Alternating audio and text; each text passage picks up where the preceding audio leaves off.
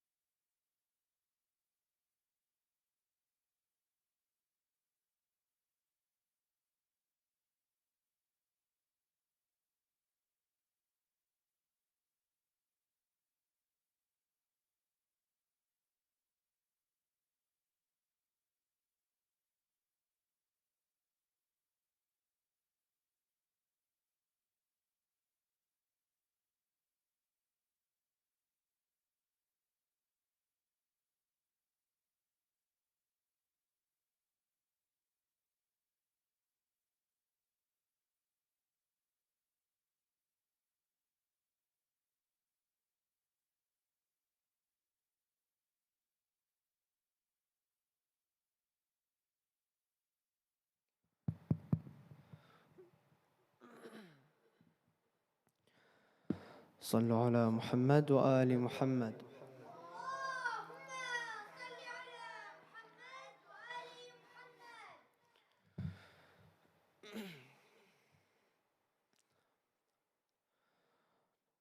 أعوذ بالله من الشيطان الرجيم.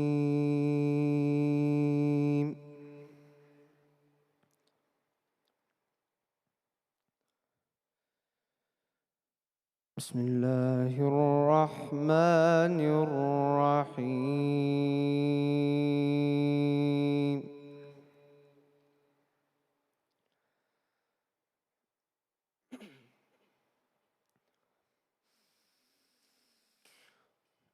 هو الذي أرسل رسوله بالهدى ودين الحق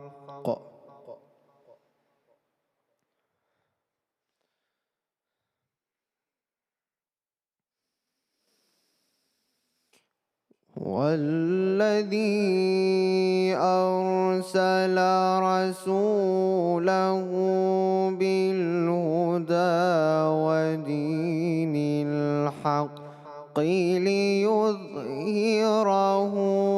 على الدين كله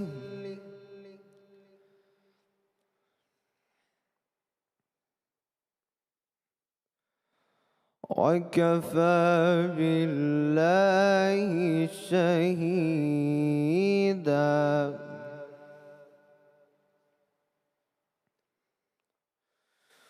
محمد رسول الله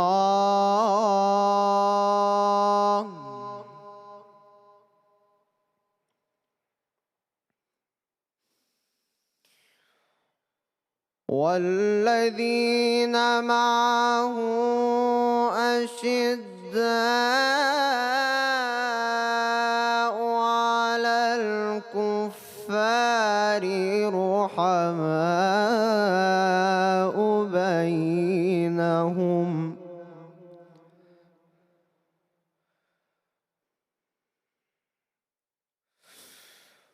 تراهم ركعا سجدا يبتغون فضلا من الله ورضوانا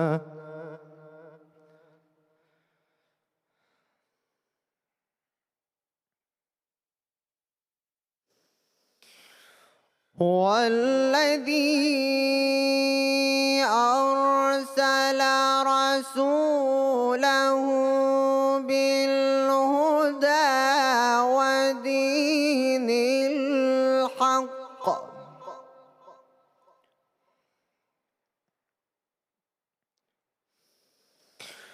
هو الذي أرسل رسوله بالهدى ودين الحق ليظهره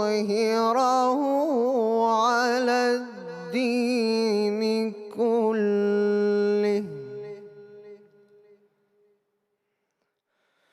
وكفى بالله شهيدا.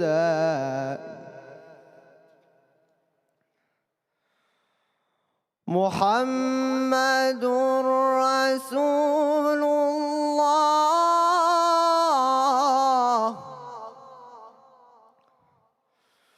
محمد رسول الله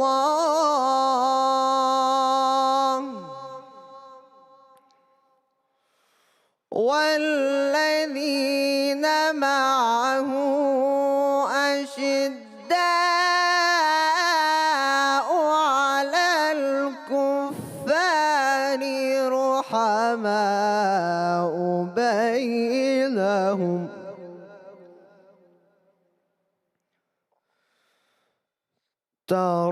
تراهم ركعا سجدا يبتغون فضلا من الله ورضوانا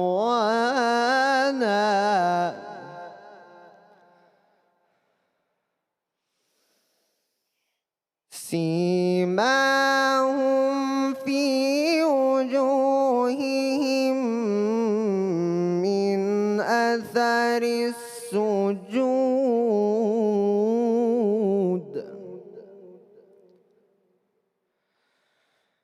ذلك مثلهم في التوراة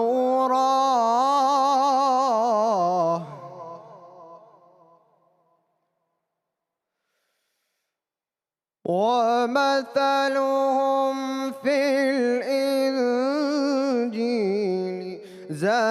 كزرع أخرج شطأه فأزره فاستغلظ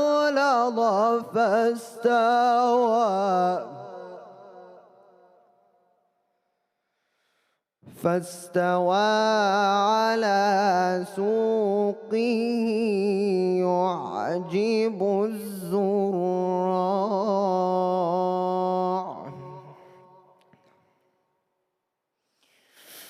فاستوى على سوقه يعجب الزراع ليغيظ بهم الكفار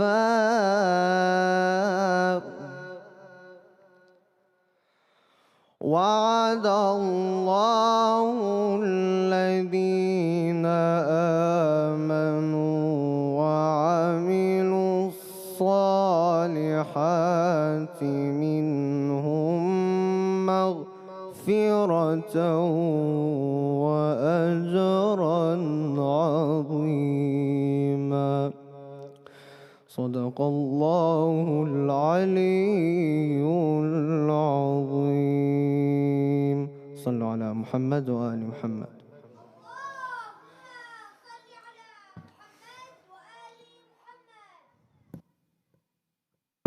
MashaAllah. Jazakallah for that beautiful recitation. One more loud salawat for him, please. Allahumma salli ala Muhammad wa ali Muhammad wa ajil farajhum. With this, I would like to request Brother Ayan Ravjani to please come forward and recite some poetry for us. Let us please welcome him with a loud salawat ala Muhammad wa ali Muhammad. Allahumma salli ala Muhammad wa ali Muhammad wa ajil farajhum.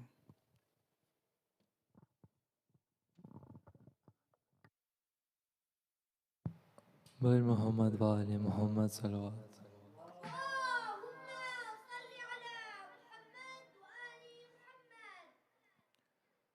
तेरी ज़हरा पे मुसीबत की घड़ी है। तेरी ज़हरा पे मुसीबत की घड़ी है। हाय बाबा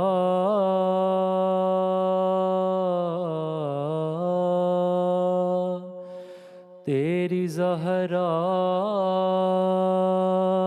पे मुसीबत की घड़ी है। कैसे दरवाज़ा हटाऊं, कैसे मोहसिन को बचाऊं, सांस सीने में रुकी है। तेरी ज़हरा पे मुसीबत की घड़ी है। हाथ में जिसे के मेरा हाथ दिया था तुमने, कह के मन कुन तो जिसे मौला कहा था तुमने। मैंने हर मोड़ पे बाबा साथ उसका है निभाया। क्या मेरा जुर्म यही है, तेरी ज़हरा पे मुसीबत की घड़ी है। और तेरी उम्मत ने बना दी है ये हालत बाबा। अरे कोई पसली भी नहीं मेरी सलामत बाबा। सांस लेती हूँ मैं जिस दम, रुकने लगता है मेरा दम। सिर्फ मरने की कमी है, तेरी ज़हरा पे मुसीबत की घड़ी है। हाय बाबा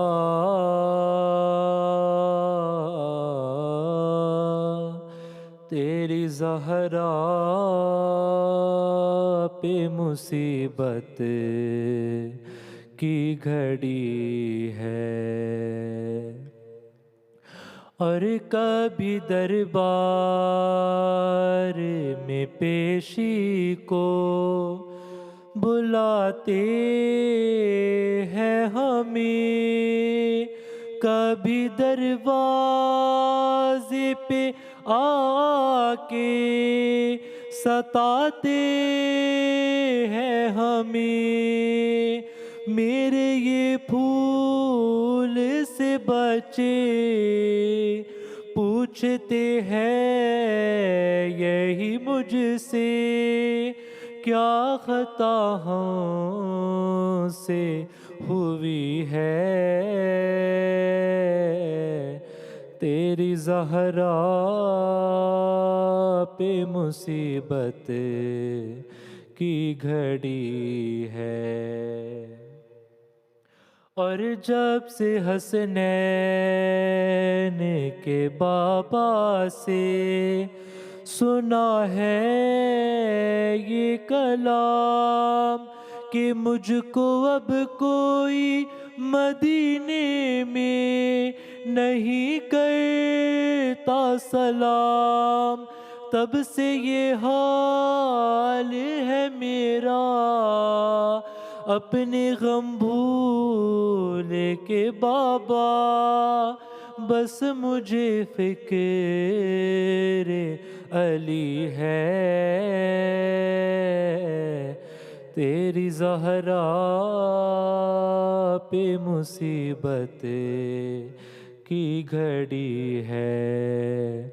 हाय बाबा,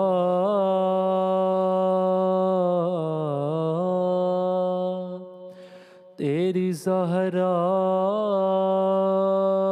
पे मुसीबत की घड़ी है। और शर्म आती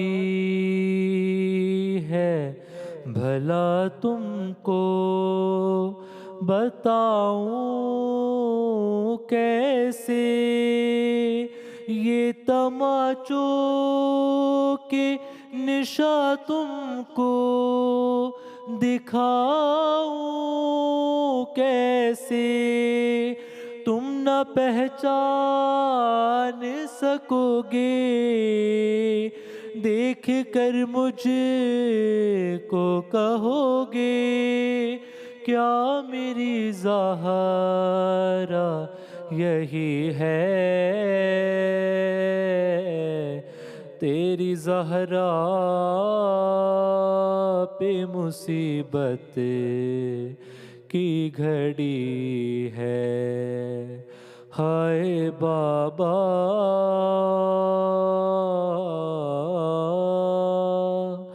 तेरी ज़हरा पे मुसीबत की घड़ी है। बर मोहम्मद वाल मोहम्मद सल्लल्लाहु अलैहि वसल्लम।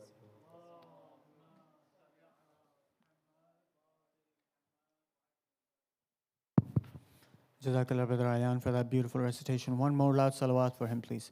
Allahumma salli ala Muhammad wa ali Muhammad wa ajjal farajhum. With this, I would like to request Sister Rabab Zaidi to please recite some poetry. Let us please welcome her with a loud salawat ala Muhammad wa ali Muhammad. Allahumma salli ala Muhammad wa ali Muhammad wa ajjal farajhum. Assalamu alaikum, everyone. I'd like to start by expressing my condolences to the Imam of our time, Ajallahu Farajahum, as well as all of you and your families on the occasion of mourning the Shahada of so many of God's beloved ones. I wrote this poem last year as sort of a poetic letter to our brothers and sisters outside the fold of Shia Islam who sometimes have objections to our majalis and our traditions of azadari. So this poem is called Ishq. O rationalist with iron fists, don't cut the lover's wings. Your soul is unfamiliar with the song our spirit sings. You find kufr in our actions and falsehood in our words. You speak the language of the dunya, we speak the dialect of birds. For the lovers do not rise upon the wings of ego seeking. And when the love within us speaks, it's as if Quran is speaking. The affection that we claim did not arise from our own will. We were commanded to mawadda by God's almighty will. And the ocean of this ma'rifah surpasses what you know. For the sunrise of wilaya has enabled us to grow beyond the shallow machinations of the empty schemes of men, beyond the grasp of the deniers of the paper and the pen. It is true that we reject the leaders you selected and deny the very notion that God's wali would be elected in the impulse of a moment, a falta, if you will. The will of man can never rival the Almighty's perfect will. So yes, call us the Rawafid. We will wear that name with pride. If you offered us the universe, we would remain at Ali's side. If you threaten us with danger, we will smile in its face. Far from us is all betrayal. Far from us is all disgrace.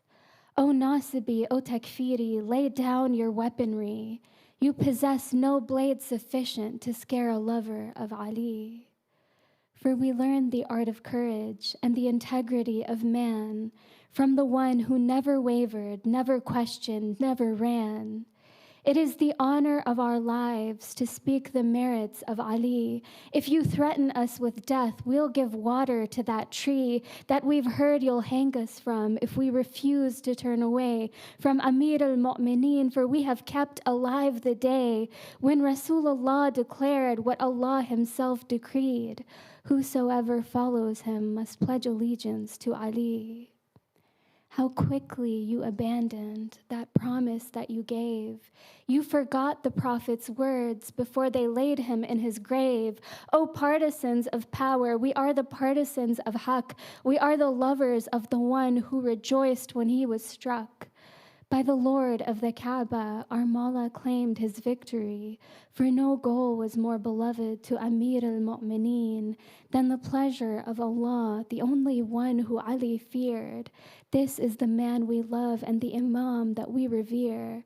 And if you hear us say the phrase Aliyun Waliullah at the heart of our adhan before commencing our salah, it is the mustahab shahada of the fitra of our hearts, for our conviction in wilaya and tawheed can never part. Wilaya is the lifeblood that connects us to tawheed, and without it, Allah told us, Islam is incomplete. So, O partisans of power, do not mock the mourner's state. In these intoxicated hearts, we hold the keys to heaven's gate. Don't be startled by the angels that trace the lover's steps. We have ventured from a haven that exceeds the intellect. For nothing is more beloved in the heavens and the arsh than the love that brings the heart of every lover to this farsh, where the praises of the Prophet and his family are proclaimed, and the promise of Al-Ast is remembered and reclaimed, where Tawheed is being planted in the heart of every lover, who find at every apex a new level to uncover. For this is where we learn what it means to love Allah and actualize the sunnah that defined Rasulullah. This is where our spirits drink from the well of true submission as we commemorate Hussein and revive his sacred mission. We find no beauty in the face that does not bow before Allah. We find no beauty in the eyes that shed no tears for Abu Abdullah. We find beauty in the fidelity that brings the lovers here to venture once again within the sacred realm of tears. For the Mi'raj of those who love has no apparent end until our final sublimation in the essence of the friend. And if the universe were ending and every atom bade farewell, and providence closed the gates of both paradise and hell, this lover's heart would still be restless to spend its final hours basking in the bond between her soul and its endower, basking in the light of the love of Rasulullah, basking in the glory of the praise of Wajhullah, basking in the beauty of the grace of Fatima, basking in the patience of the heart of Mujtaba, basking in the bliss of the peace of Abu Abdullah, basking in the ishq of those beloved to Allah. And if you have not understood what it means to be a Shia, come with me on a journey to the plains of Karbala, where the moon of the Hashemites came upon the flowing river with the banner of Hussein and the ferocity of Haydar. 3 days Abbas was thirsty, yet he turned away his face, for his dignity could never have fathomed the disgrace of quenching his own thirst while the children were still thirsty. From him we learn the meaning of eternal loyalty.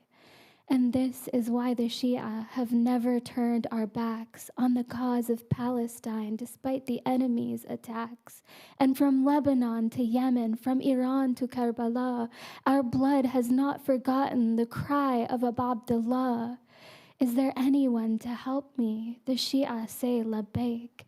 It is the revival of Ashura that fills us with this faith and the knowledge that the righteous will lay claim to victory.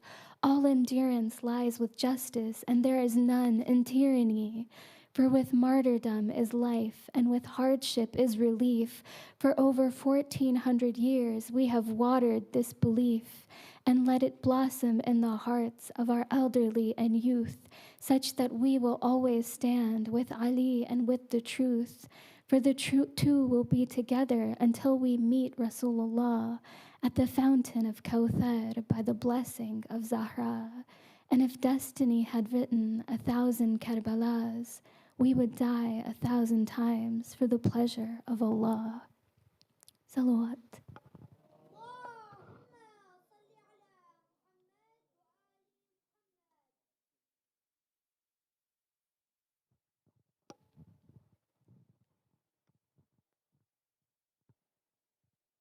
Jazakallah, Sister Rabab, for that beautiful poetry. One more loud salawat for her, please. Allahumma salli ala Muhammad wa ali Muhammad wa ajil farajhum.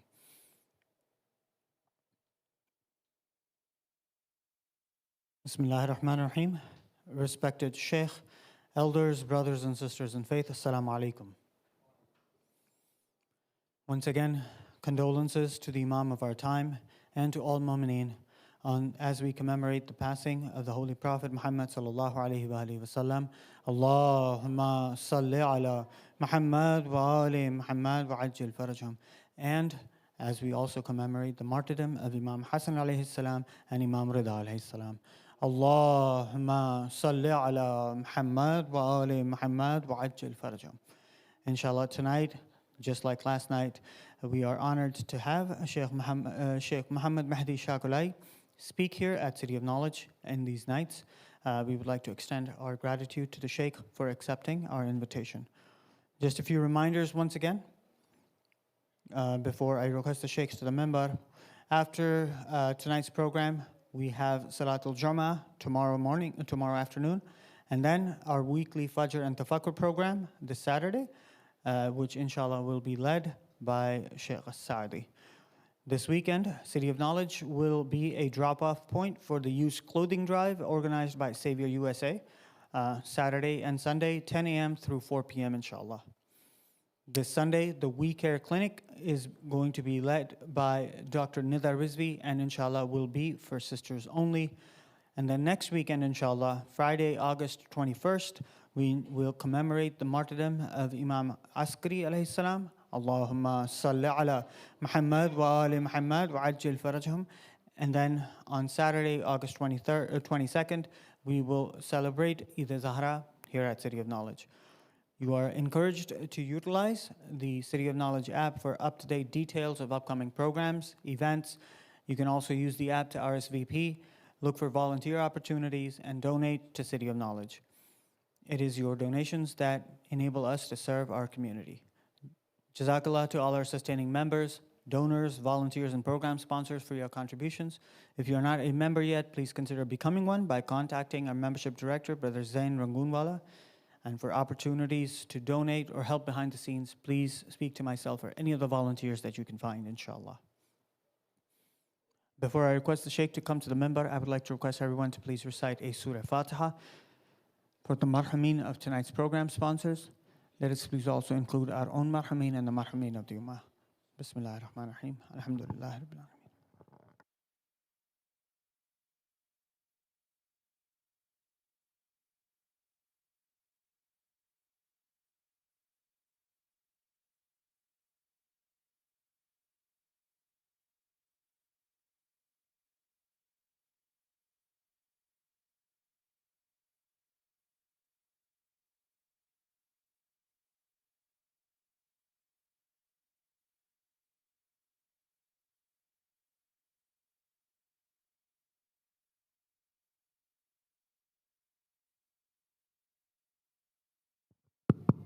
With this, inshallah, let us please welcome Shaykh Mahdi to the member with a loud salawat ala Muhammad wa ali Muhammad.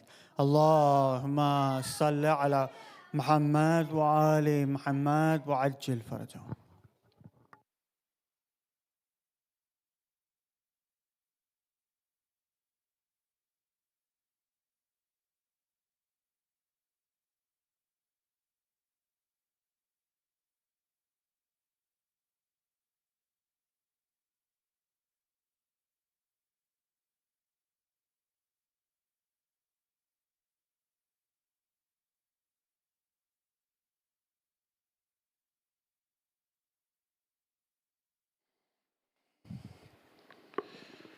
أعوذ بالله من الشيطان الرجيم بسم الله الرحمن الرحيم لا حول ولا قوة إلا بالله العلي العظيم حسبنا الله ونعم الوكيل نعم المولى ونعم النصير ثم الصلاة والسلام على أشرف الأنبياء والمرسلين بالقاسم المصطفى محمد اللهم صل على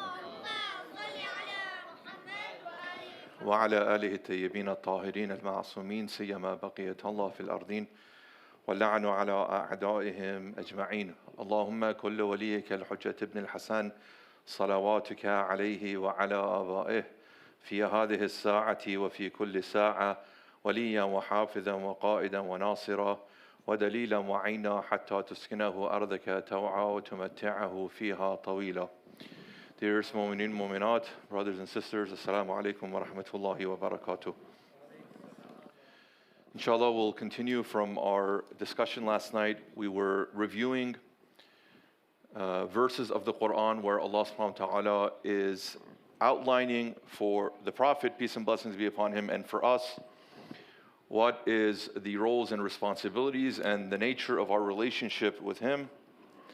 And we use that as an important point of introduction and departure for us to understand some of the circumstances that came about during the time of Imam al-Mujtaba alayhi salam, and for us to better appreciate during the time of the Imam what occurred, but beyond looking at it simply from a restating of historical events, for us to look at that time and the events that occurred as a moment of reflection for us, to understand how could a community that articulated and in many senses expressed their loyalties to their Imam, how could it be that that group under that sort of instruction and tutelage could have ultimately resulted in them having to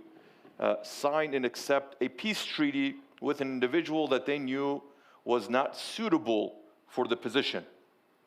They had to make, in our words, a compromise. Well, how does that happen?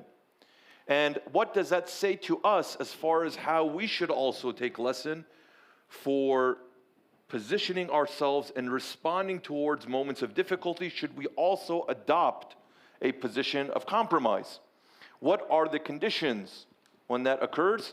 And is the compromise itself, is the acceptance of these negotiations and treaties, is a person coming short of what their standards are just a reality of life? Or is it really a failing of a group of people or of a community at large in engaging with and coming short of the obligations that they had, and for them to realize those potentials that Allah subhanahu wa ta'ala has put within them? Last night we said the Prophet, peace and blessings be upon him, the Quran tells us, has a certain set of roles that he plays. We read a few of the ayahs. I will just summarize them for those that may not have been present, but also to reacclimate us and get us up to speed, inshallah, as we start to look at some of the occurrences in the life of Imam al-Mujtaba. We said Allah subhanahu wa ta'ala in many parts of the Quran, also including ayah 164 in Surah Al Imran, states, Bismillah ar-Rahman ar-Rahim, لَقَدْ مَنَّ اللَّهُ عَلَى الْمُؤْمِنِينَ, Allah has favored the believing people, إِذْ بَعَثَ فِيهِمْ رَسُولًا مِنْ أَنفُسِهِمْ. Allah has appointed and selected and raised up a messenger from among themselves. That does what? يَتْلُو عَلَيْهِمْ آيَاتِهِ, recites his signs for them, وَيُزَكِّيهِمْ, and also works to purify them, works for them to purify themselves and ready themselves. وَيُعَلِّمُهُمُ الْكِتَابَ وَالْحِكْمَةِ, and he teaches them the kitab and hikmah. Beyond that, we said in other verses of the Quran, Allah subhanahu wa ta'ala speaks to what the Prophet does with the community in helping them realize those potentials. We mentioned 5 of these titles that the Quran presents in 2 ayahs of Surah Al-Ahzab. Allah states, Ya ayyuhan nabi, inna arsalnaka shahidan. We sent you first as a witness to the people.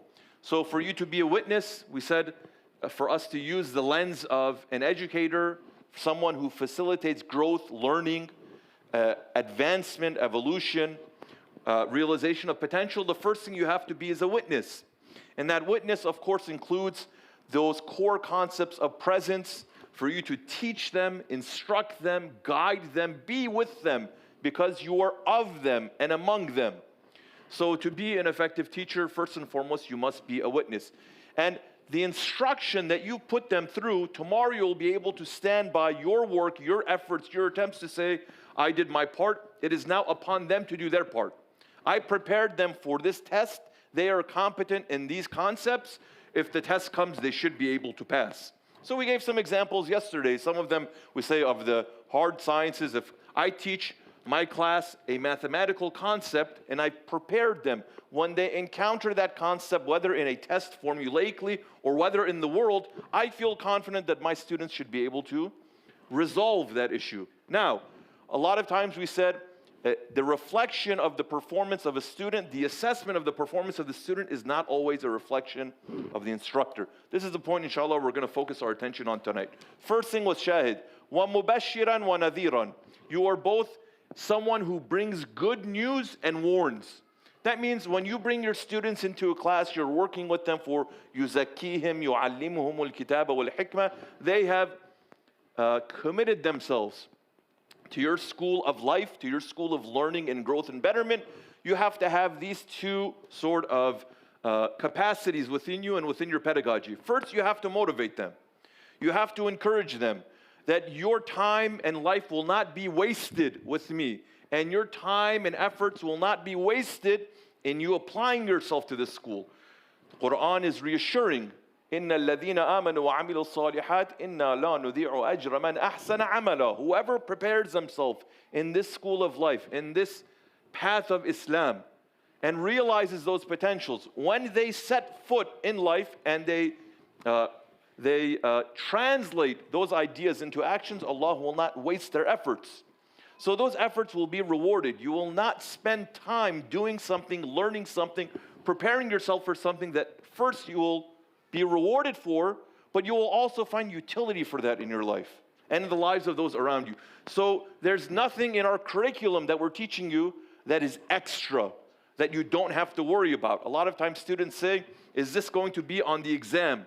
The question is a good one because the student wants to know where I should focus my attention.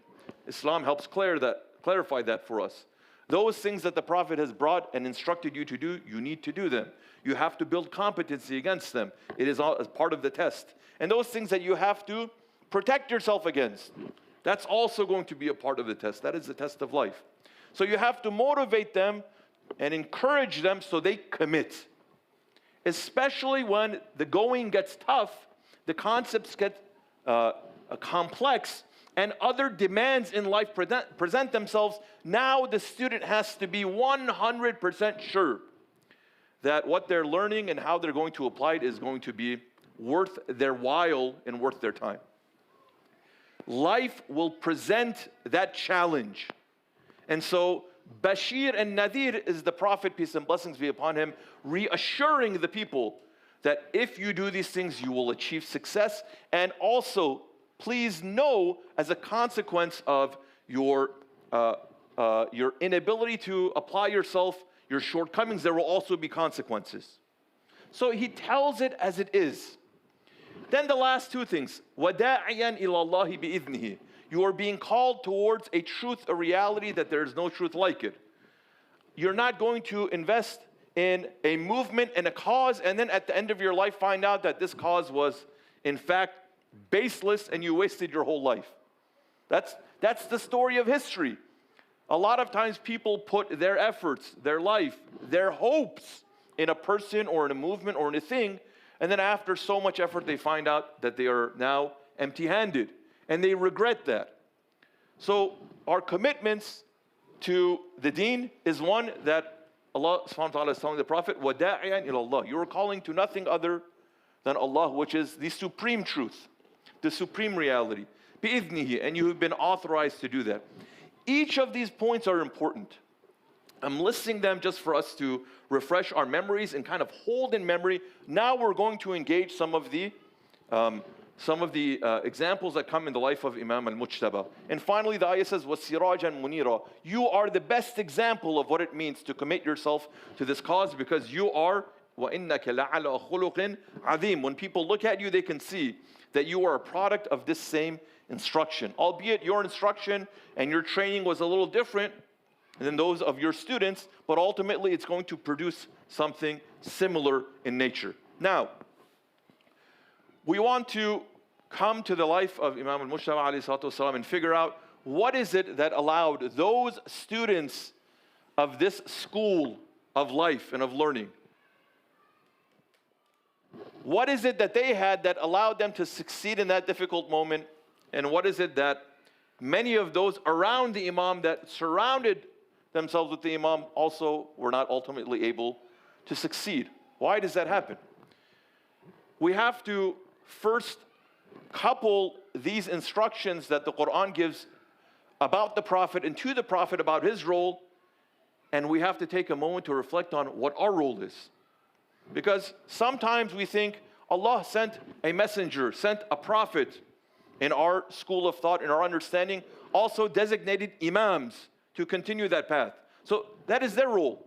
And it is important for us to understand so we can identify. So we know to distinguish between someone who makes a truthful claim and one who does not. So that's also a lesson of life. And it was important during that part of history too. Many other people claim prophethood. Many other people also claim rule and imamah. However, our responsibilities are one that's going to determine whether we're going to be good students. Allah subhanahu wa ta'ala in the Quran tells us in a few places, against the things that the Prophet does, you have certain obligations too. And even without reading the ayah, just presenting the case, it seems clear and common sense that we could fill those in. So remember, the Quran tells us, following Ayatul Kursi, La ikraha fid din. See, when you're young and you have compulsory schooling, right, it's designated by the state, have to go to school. Whether you go to a brick and mortar school, a public school, a private school, or you homeschool, you have to do something. That's compulsory. You don't get to say no. Yeah, it may be good for you, but the choice is not yours. Whether the state or whether your parent or whether your guardian forces you to go to that class. Now, when you're forced, sometimes you may say, I am enjoying myself and I'm going to learn. And sometimes you may say, I don't want to be here. So I'm going to find the means of helping the time pass until I do have the right to choose. Quran says, La ikraha fid din. No one is forcing you to enter into this school of learning. You don't have to. If in your heart, in your mind, you've come to this conclusion that there's a better school of life for me, then go. No one's arm can be twisted to say, no, you have to come. Now, and if that happens, it's not a correct approach. At least for someone who has come of age. They are intellectually mature, that they can understand right and wrong. They should have the autonomy to choose. So Quran says, La ikraha fid din. We don't want anyone forced to come into this school, because this is a school of human building. You have to want to come and better yourself. Imagine you go to a gym and they say, our goal is to help you get into the best physical shape of your life. Now, some of them also do mental health too. Good for them. Extra service. I want to get you in the best physical shape. And I am the instructor, I am the expert, and just commit yourself to me. They do a full analysis. Now you have to commit. We have certain rules. You have to follow it. You can't come in the middle of, the exercise room and start, snacking on donuts. I understand that some gyms do that themselves, but probably they're not training you to be in the best shape of your life. But you can't do that. A person is going to say that is antithetical to what we're trying to achieve. So you don't have to come here. But if you come here, this is what we've committed ourselves to. This is what we think you will achieve by coming here. And we want you to commit yourself based on these rules. لا إكراه في الدين قد تبين الرشد من الغي. Quran says, we believe and take for granted that we've made the case for why our way of living and of training and of building ourselves is the supreme and superior way. قَدْ تَبَيَّنَ الرُّشْدُ مِنَ الْغَيِّ. It's not like, yeah, we're probably better. No, we believe we're 100%, no shadow of a doubt we are better. So if that's not clear for you, that's the first thing that needs to become clear. Once that's clarified, no, for sure, this is the best. So you have to commit yourself now. Yes, there will be hardships. Oh, I made a mistake. Oh, I cheated on my diet. Oh, I didn't do my workout. That's the sin. You repent, you correct your behavior. But if someone from the beginning says, I want to be a member of this institution, but I don't want to follow any of the rules, and I don't care about what the objectives are. I'm just going to do whatever I want to do. They're going to ask you respectfully, there's the door. Your commitments are not only important for you, but also people around you. So Allah says, وَلَوْ شَاءَ رَبُّكَ, addressing the Prophet, peace. Had Allah wanted, لَآمَنَ مَنْ فِي الْأَرْضِ كُلُّهُمْ جَمِيعًا. He could have made everyone become a believer. It's not by force. We gave individuals the option, the privilege to choose. Each of us have a privilege and also a responsibility to choose, to commit, to perform, to hold ourselves to account. Then the Quran says what? If you have committed yourself to that, then you should do these things. فَالَّذِينَ آمَنُوا بِهِ. Those who have iman in this prophet of ours. Iman means what? Iman means you've heard the pitch, you've heard the program, you've taken your time, you've thought about it, you've compared it to others, you've done all the assessment you need to do, now you said this is the best one. That's iman. You've found peace in your heart and in yourself that this is the right way. فَالَّذِينَ آمَنُوا بِهِ. If you're still not sure, if you still have doubts, if you still think in some moments it's good, but in some moments it's not, then you lack some iman. Can't fully commit. فَالَّذِينَ آمَنُوا بِهِ وَعَزَّرُوهُ. Not only do they have that peace of mind and that peace of heart, they have iman, as we say, they have belief, as we sometimes say, but also those who honor that individual, honor that instructor, honor that institution, honor that school. That means they have pride, they're protective over it. They don't allow others and themselves to so easily take it for granted. وَعَزَّرُوهُ وَنَصَرُوهُ. And they lend support. They lend support in their commitment first and foremost. And they also lend support where there's a need to help others succeed. وَاتَّبَعُوا النُّورَ الَّذِي أُنزِلَ مَعَهُ أُولَٰئِكَ هُمُ الْمُفْلِحُونَ. And they follow that light that was also revealed alongside him. That means that program, which is the program that the Quran outlines. Those people will be surely successful. So now, against this backdrop of clarifying, at least briefly, what the role and the responsibility of the Prophet, peace and blessings be upon him, and as an extension of that in our belief, not as a replacement, but as an extension of that, the Imams, the Ahlul Bayt alayhimus salam, that's their role and their responsibility. And there's also ours. Now, within that space, we come and look to the life of Imam al-Mujtaba. So Imam al-Mujtaba, if someone asked you, tell me what happened in his life, probably the number one thing that you and others will speak about is that he made peace with Muawiyah. That's sometimes, as we say, the executive summary. The Imam's life didn't, that was at the beginning of his imamah. He was an imam and lived for many years after in Medina. But that was one of the highlights. So this imam, that this becomes such a crucial point in his life and in his imamah. We say imamah, we're saying the training of that community. As far as he is concerned, he doesn't have any assurances, as we say. He is still striving day and night to ensure that he is not responsible for any shortcomings when it comes to being a leader and a guide. it's reported that on his deathbed, after the Imam was poisoned, one day they observed the Imam is crying. Now, a lot of times questions that are asked are not to be disrespectful, but they really just want to know, are you in pain? Is there something that's bothering you? What can we do? So they asked the Imam, what are you crying about? They learned that he's crying about preparing himself for death and meeting his Lord. So they asked him, are you crying about your position? While the Prophet, peace and blessings be upon him, was very clear about where your status and position shall be after death. And in addition to that most famous statement that you and your brother are the leaders of the youth of paradise, which means that you're ultimately going to end up there. And you're in a leadership position there. He's also said many more things about you and your character.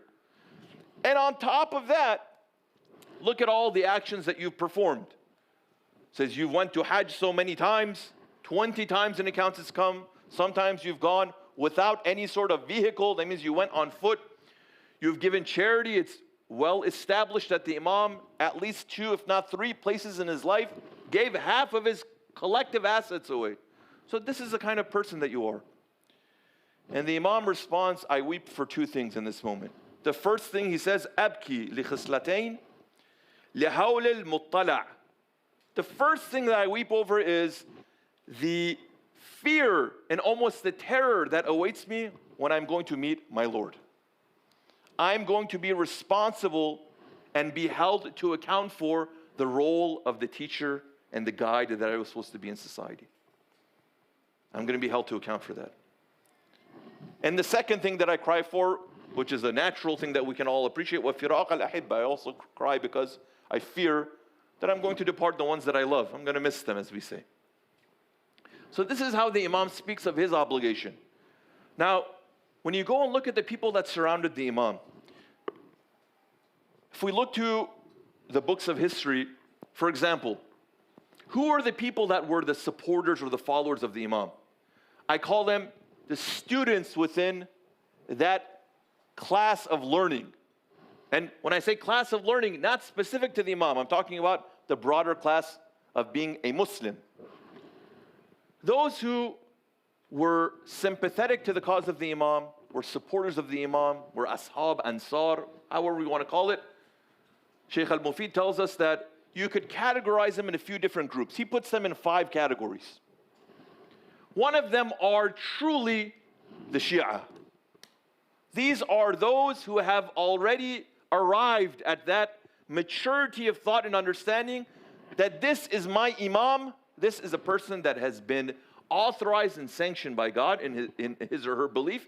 I'm going to commit myself to this individual. If they tell me to jump, I will respond how I don't have any doubts in my mind. Whatever is going to happen is going to happen based on the conviction that I have. So if you look at people like Ammar ibn Yasir, like in Siffin, because remember, the time of the Imam is not so far removed from those moments. Ammar ibn Yasir has a statement that he says, if I learn that the pleasure of God is in that I throw myself in this river that was near him, said, by God I shall do it. And if I learn the pleasure of God is in that I take my own sword and I pierce my stomach and I turn it within, God knows I shall do that. Now that sounds like a very extreme statement. It's a hypothetical, but he's making it to demonstrate a point at the level of his conviction to that. He continues, he says, Allahumma wa inni a'lamu mimma a'lamtani anni la a'malu al-yawm amalan. By Allah, you know that I have acquired from what you have taught me. I know very well that today, al-yawma amalan huwa arda laka min jihadi ha'ula'i al-fasiqin. There's nothing more pleasing to you that I strive and struggle against the influence of these wretched and vile people. وَلَوْ أَعْلَمُ الْيَوْمَ عَمَلًا أَرْضَى لَكَ مِنْهُ لَفَعَلْتُهُ. If I learn that there's something more pleasing to you, O God, for me to do in following of my Imam, I shall do that. So Ammar says there are no exceptions, there are no limitations. For whatever should happen, whatever circumstance should come, if the days are good, I am ready. If the days are difficult, I am ready. If for a short time I am under pressure, I am ready. If for the entirety of my life I am under pressure, I am ready. The Quran tells us, O believing people, Ya ayyuha alladhina amanu, la tattakhidhu aba'akum wa ikhwanakum awliya. Don't take your fathers and your brothers as your awliya, your wali. When? In istahabbul kufra ala al-iman. When they prefer kufr over iman. You've come to this realization that this way of living, this way of training yourself, this way of committing yourself is the better way. So you shouldn't take anyone, be they your family, as a source of influence and a decision maker and an ally and a friend for you. وَمَنْ يَتَوَلَّهُمْ مِنْكُمْ فَأُولَٰئِكَ هُمُ الظَّالِمُونَ. Whoever does that from amongst you, surely you are wrongdoers.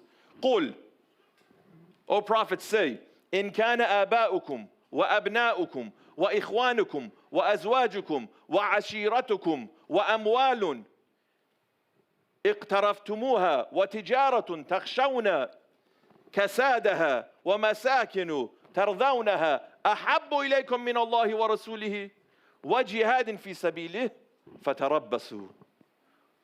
Tell them, if the things that you prefer, your fathers, your sons, your brethren, your spouses, your kinfolk, your family, your relatives, the possessions that you've acquired in life, the business that you fear you may suffer, and the dwellings and the places of residence that you are so fond of, if those things are dearer to you than Allah and the cause of Allah, and committing oneself to the path of Allah, and to commit yourself to those things that you were instructed and requested to do by your Prophet and your Imam, حَتَّى يَأْتِيَ اللَّهُ بِأَمْرِهِ. Then wait until Allah issues His verdict. The last thing that this ayah brings there is what? وَجِهَادٍ فِي سَبِيلِهِ. Striving in the way of God. If striving in the way of God, if all these things that you, worldly possessions, are more dearer to you, this is what? Tanveer. Know that you have made that as your selection. Know that that is the thing that you will hold, and that's the thing that will remain for you until the time of its expiration comes. وَاللَّهُ لَا يَهْدِي الْقَوْمَ الْفَاسِقِينَ. Allah does not guide the transgressing people. Now, the group, we said that Imam al-Mujtaba's people, followers, were made up. First were the Shia. These are the people that nothing in this world is going to convince them to abandon their commitments. No amount of money, no amount of worldly pleasure, no amount of status, no amount of food and drink and spouse, none of this stuff.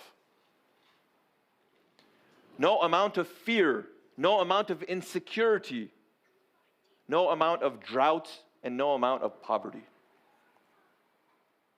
Someone may think, well, no, I will never be swayed by, the foods of the world. Okay. What about drink? What about housing? What about car? What about status? What about hardship? What about ease? All of these things. So the first group, Shia, they're there. They're committed. Nothing is changed. But then you have other groups of people too. One group, which is a highly volatile group. They're there mostly to pursue their own ends. These are the Khawarij. Khawarij, if you're a student of history, you know.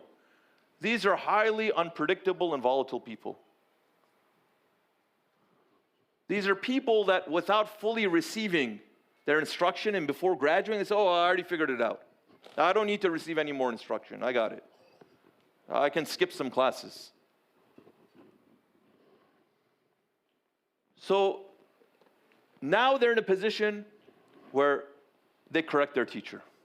So you have this Khawarij, we'll speak about them. Another group of people that you had were people that effectively were not sure. They thought this seems like the right thing to do, but maybe tomorrow I'll be convinced that it's not the right thing to do. So they were there, they were present, and They had some commitment naturally by being there, but they weren't fully convinced. That means they were open to influence and to change. If someone came and threatened them, they would say, listen, is it worth me losing my life over this? No, I have done so many other good things, I'm not going to, die. Maybe Allah will bring some other opportunity for us to be able to support the good. So there's a group like this too. You can call them the masses, the general public, so to speak. Then you had a group of people that were there just out of tribal affiliations. The head of my tribe is there, my elder is there. They said, we have to go, we're going. That tribalism kind of existed then.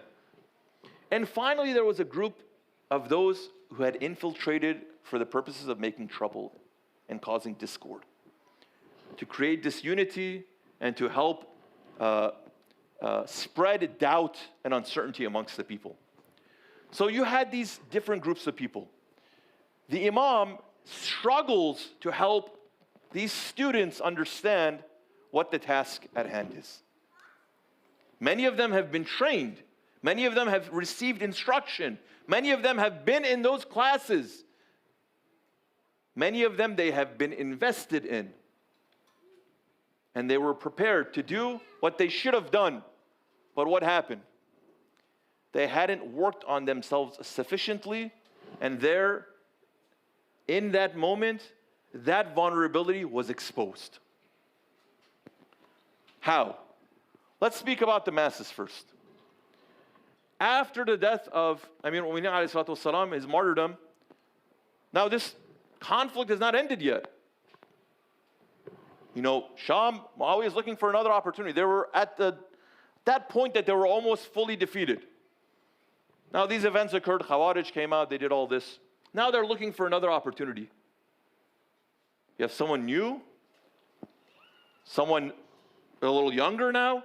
This is a moment for us to strike. So Imam knew already that this was going to happen. So he's mobilizing the people around him. He says, now that this moment has come and I have been chosen, you have come to me to lead you.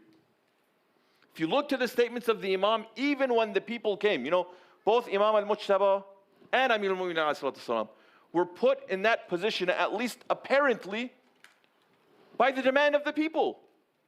The people rushed and said, you must be our leader. In this moment, we want you to lead us. So remember, we said, La ikraha fid din.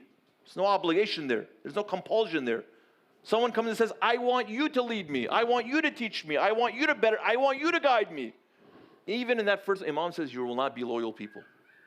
I will give you instruction just like you failed when my father gave you instruction, you will fail me too. But no, we will not. We promise we are Shia. We love you. We all this, we all that. So the Imam in those early days came and he mobilized the people. He went to the Grand Mosque of Kufa. He ordered that the people be called. Prayer is going to be done here in congregation. Everyone come. So everyone came. The Imam went and he addressed them. He says, O people, Allah has prescribed for you to struggle. Kataba al-jihad ala khalqihi. Allah has. وَسَمَّاهُ كُرْهًا. And He has made this burdensome or difficult for you. No one says it's easy. كُتِبَ عَلَيْكُمُ الْقِتَالُ وَهُوَ كُرْهٌ لَكُمْ. Quran then follows.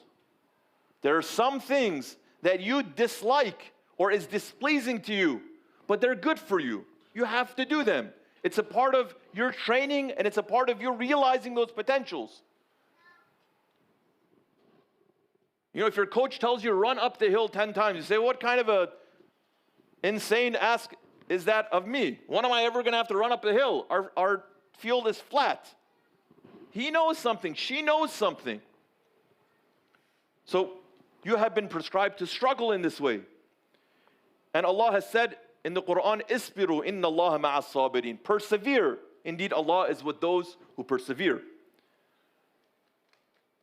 Falastum ayyuhan nas. O people, you will not attain what you love except through patiently enduring what you dislike. What are the things that you love? What are the things that you want?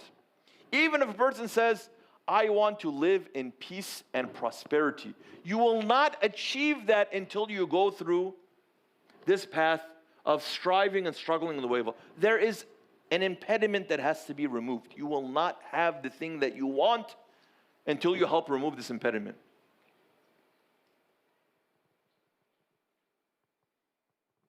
My brother and my sister, let's be comfortable with each other.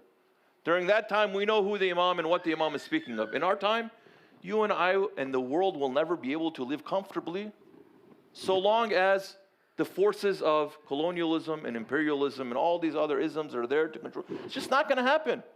No. I want peace in my life. I want to have ease in my life.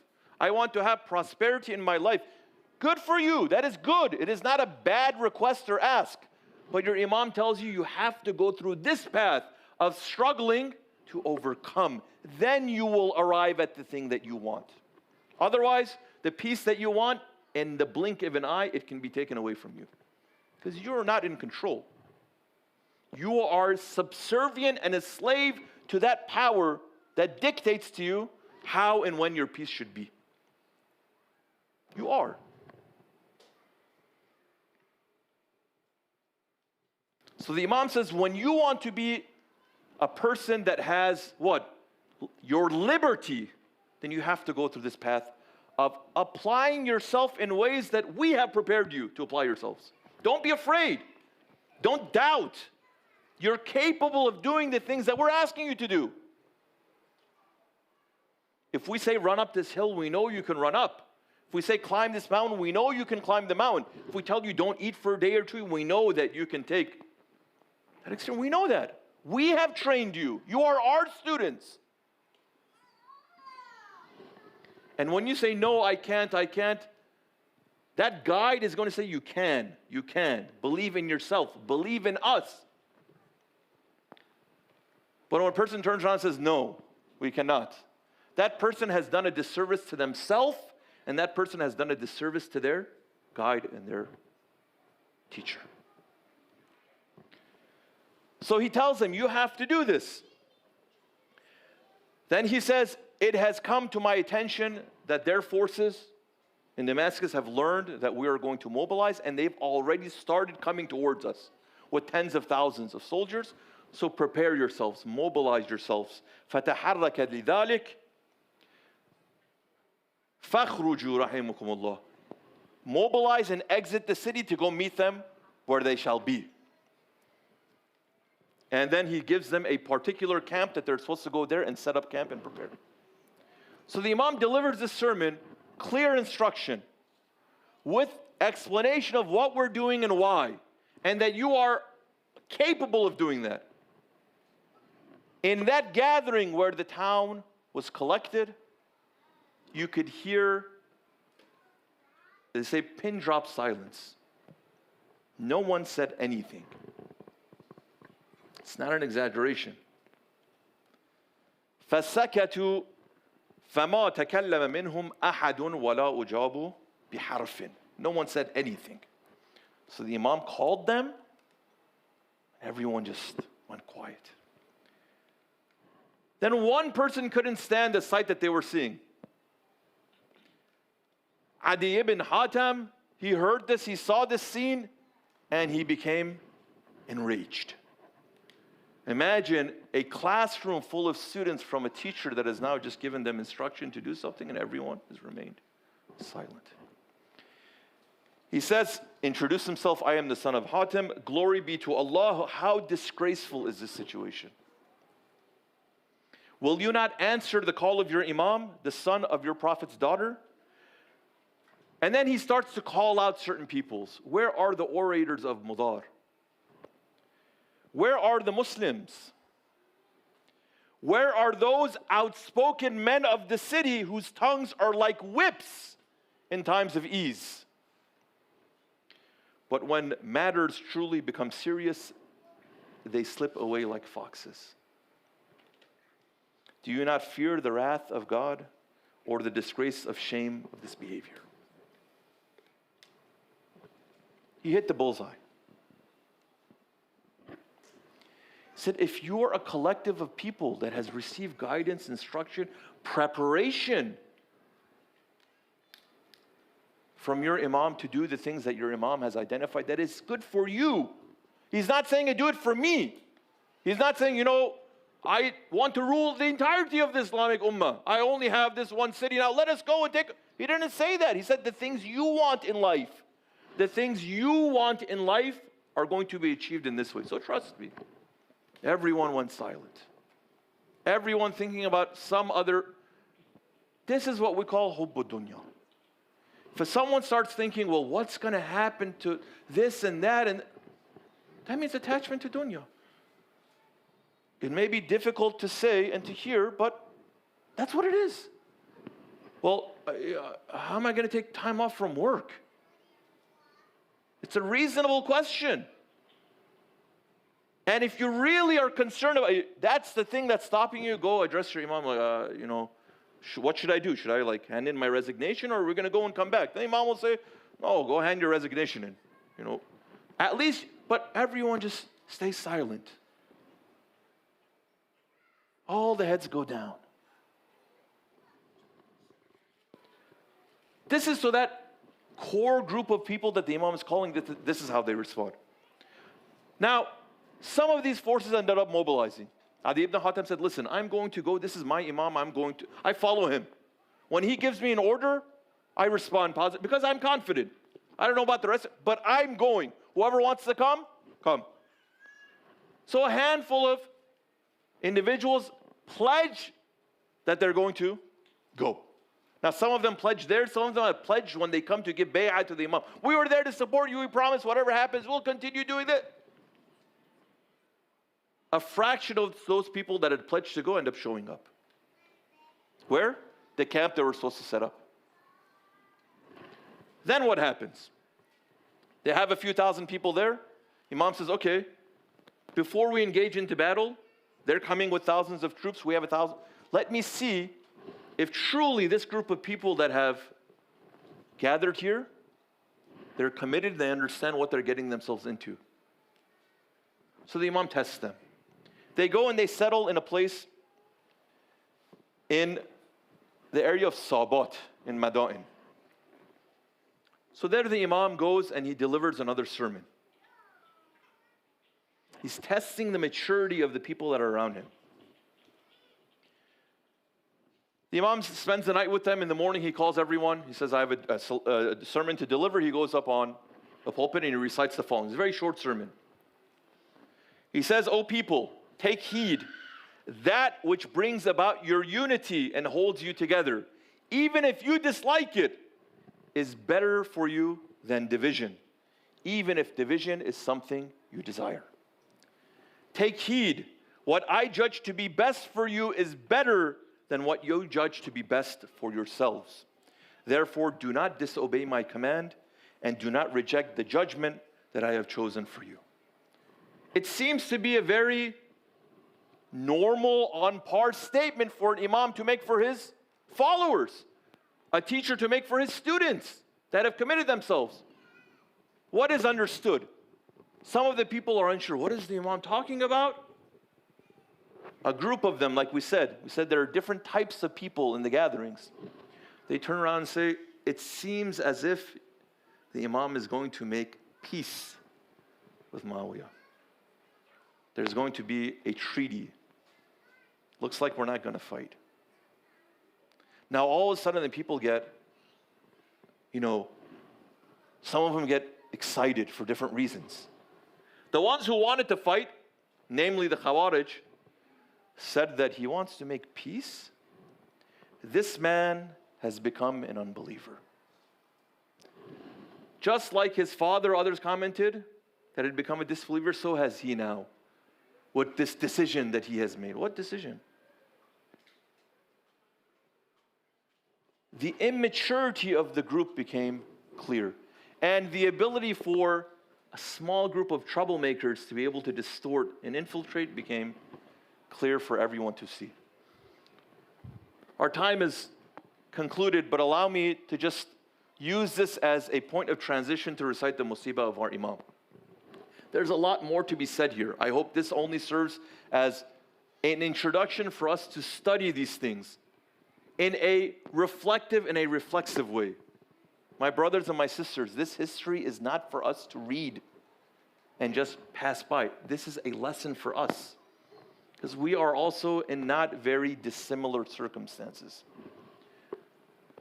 So this occurred, and now there was a commotion, and some of the people that were present there took matters into their own hands, and they rushed to the Imam. And they rushed to the tent of the Imam. And they went to the tent of the Imam with this intention that this person is now outside of the fold of Islam, so his possessions are fair game. So they went and looted the tent of the Imam. In that tent, they even pulled away the prayer mat that the Imam performed his prayers on, and he would go into prostration. In the report it's come, the cloak that he had on him was pulled off of him.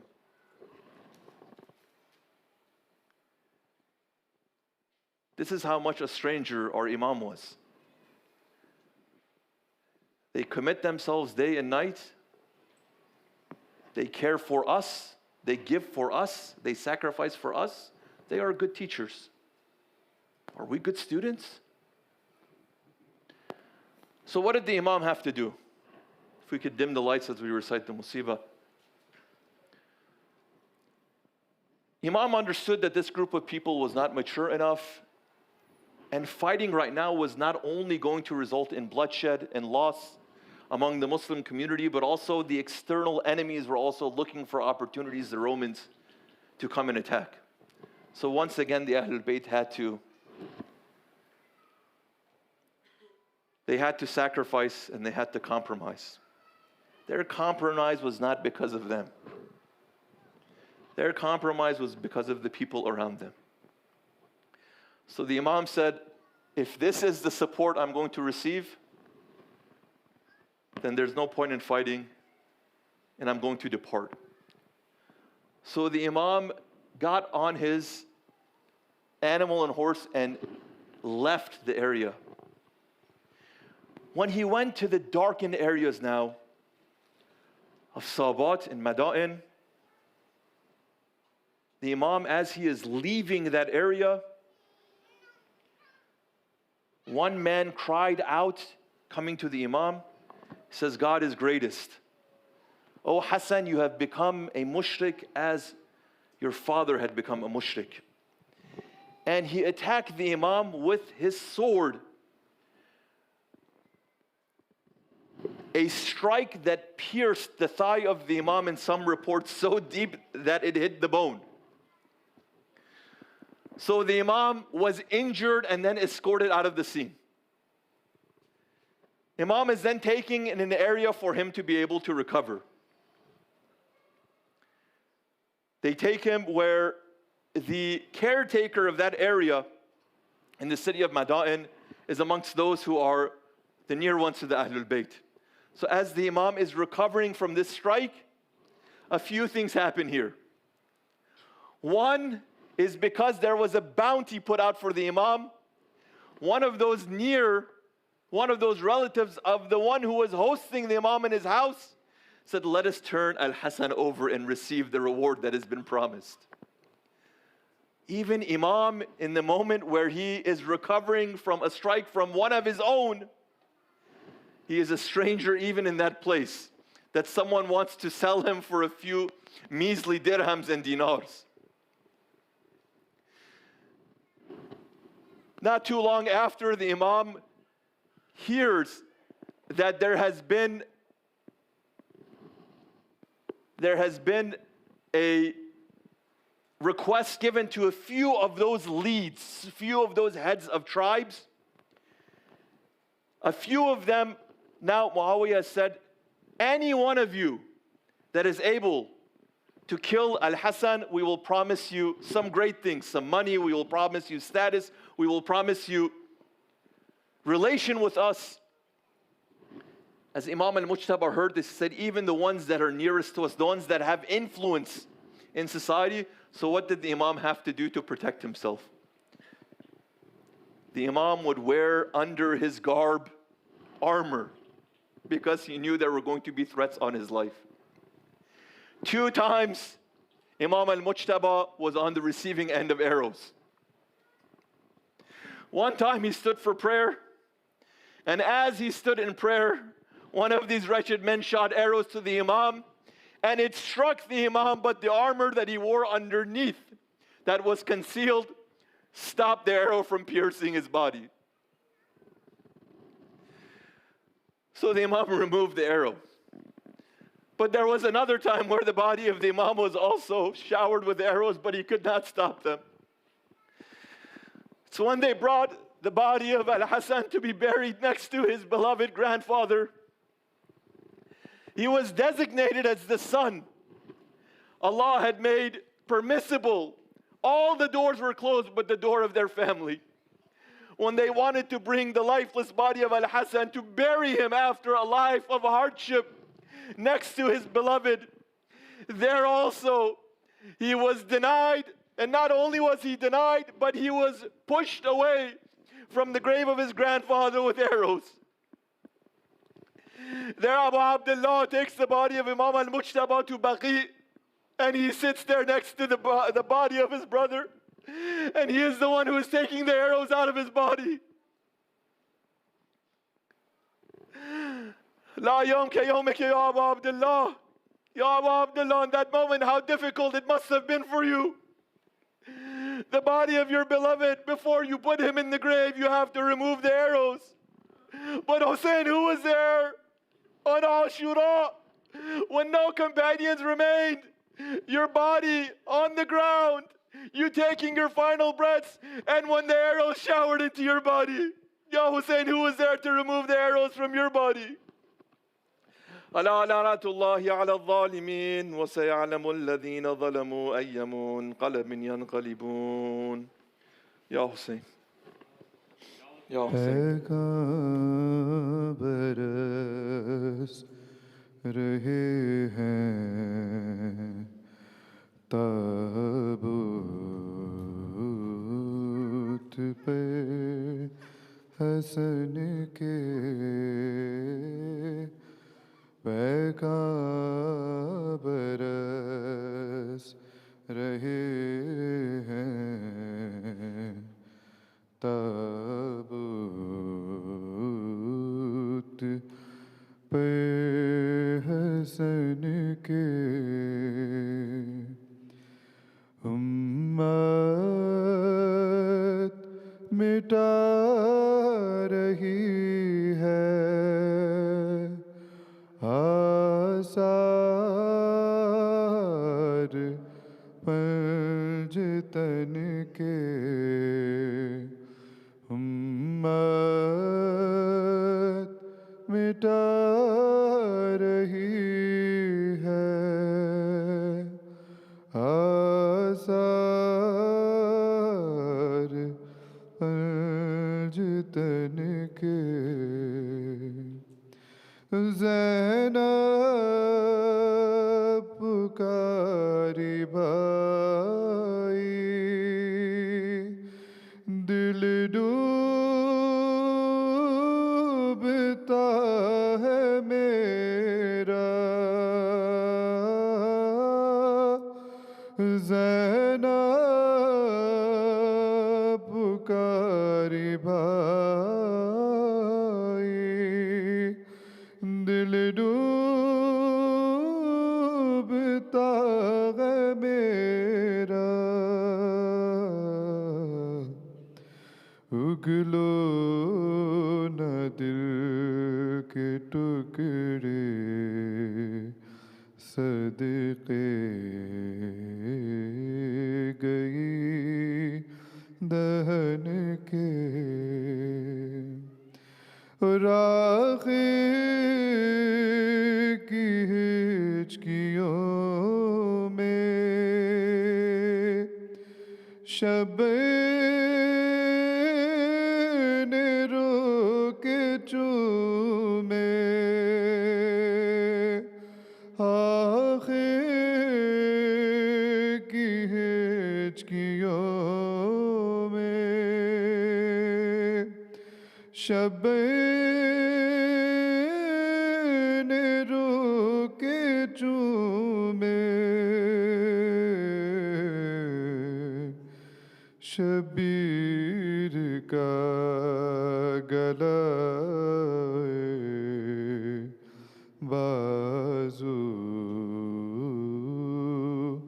बड़ी बहन के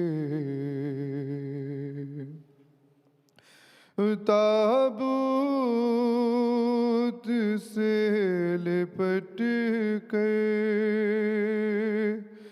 काज़ों पुकारे बाबा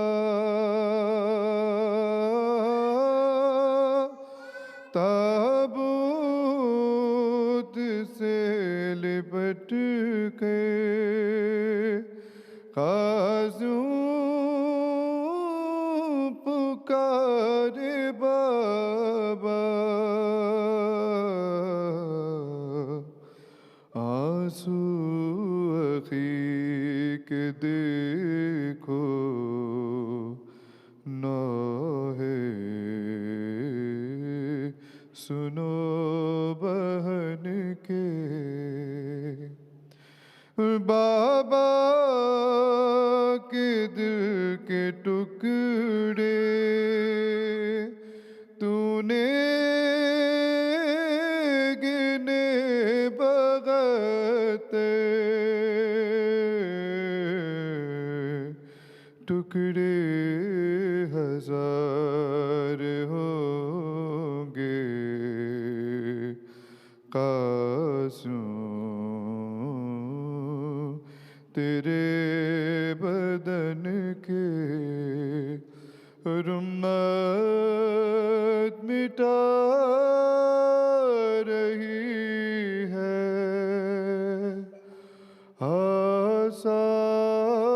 आसार पंजतन के या हसन या हसन